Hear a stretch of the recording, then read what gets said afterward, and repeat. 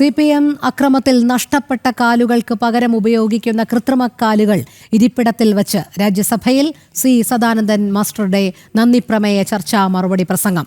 പരമപവിത്രമിതാമീ മണ്ണിൽ ഭാരതാംബയെ പൂജിക്കാൻ ഗണഗീതത്തിന്റെ വരികളും അദ്ദേഹം രാജ്യസഭയിൽ പരാമർശിച്ചു. നന്ദിപ്രമേയ ചർച്ചകൾക്ക് തുടക്കമിട്ടുള്ള പ്രസംഗത്തിലാണ് ദേശഭക്തി ഗാനത്തിന്റെ വരികൾ ഉദ്ധരിച്ചത്. സദാനന്ദൻ മാസ്റ്ററുടെ പ്രസംഗം തടസ്സപ്പെടുത്താൻ കേരളത്തിൽ നിന്നുള്ള പ്രതിപക്ഷ എംപിമാരുടെ ശ്രമവും ഉണ്ടായി.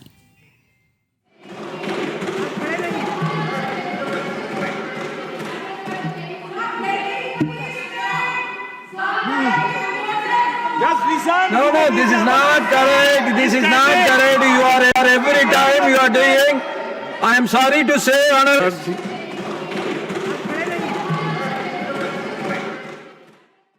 ശ്രീകാന്ത് ചേരുന്നു. ശ്രീകാന്ത്, വളരെ വൈകാരികമായ രംഗങ്ങളാണ് രാജ്യസഭയിൽ ഉണ്ടായത്. അക്രമ രാഷ്ട്രീയത്തിന്റെ ഇരയായ സി സദാനന്ദൻ മാസ്റ്റർ തന്റെ കൃത്രിമ കാലുകളാണ് ഇരിപ്പിടത്തിൽ വച്ച് നന്ദിപ്രമേയ ചർച്ച മറുപടി പ്രസംഗം ആരംഭിച്ചത്.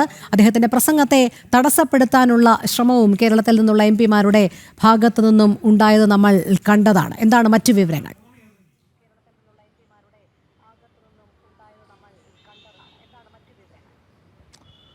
രോഹിണി, CPIM എന്ന കൊടും ഭീകര സംഘടനയെ ഈ രാജ്യം തിരിച്ചറിഞ്ഞിരിക്കുന്നു. ലക്ഷണമൊത്ത ഭീകര സംഘടനയാണ് CPIM എന്ന് ഇതാദ്യമായി ജനാധിപത്യത്തിൻ്റെ ശ്രീകോവിലിൽ നിന്നും ഒരു MP വിളിച്ചു പറയുകയാണ്. അതും തെളിവ് സഹിതം. അതിന് ജീവിച്ചിരിക്കുന്ന രക്തസാക്ഷി ഞാൻ തന്നെയാണ് എന്ന് അദ്ദേഹം പറയുന്നു.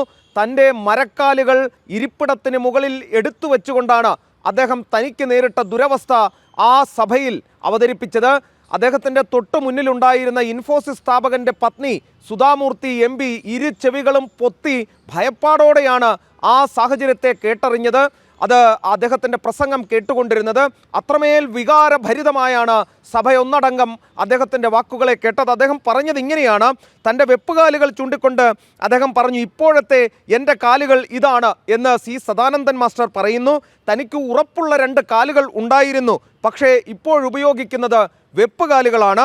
ഈ സഭയിൽ പലവട്ടം ജനാധിപത്യത്തെക്കുറിച്ച് പലരും സംസാരിക്കുന്നത് ഞാൻ കേട്ടു. ഈ സഭയിൽ ജനാധിപത്യത്തെക്കുറിച്ച് സംസാരിക്കുന്നവർ 31 വർഷം മുൻപ് എന്നെ ആക്രമിച്ചവരാണ് എന്ന് അദ്ദേഹം പറയുന്നു.